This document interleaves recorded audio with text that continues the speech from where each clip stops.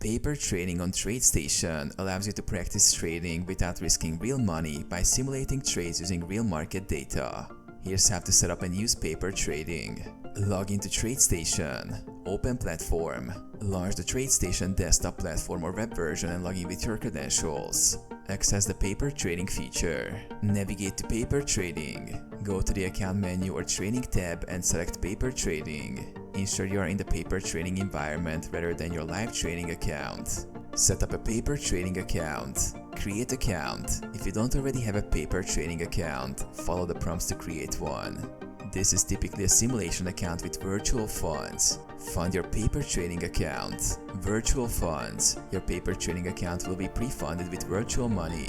Adjust the amount if necessary to match your intended trading strategy. Place paper trades. Select asset. Choose the asset you want to trade. Order entry.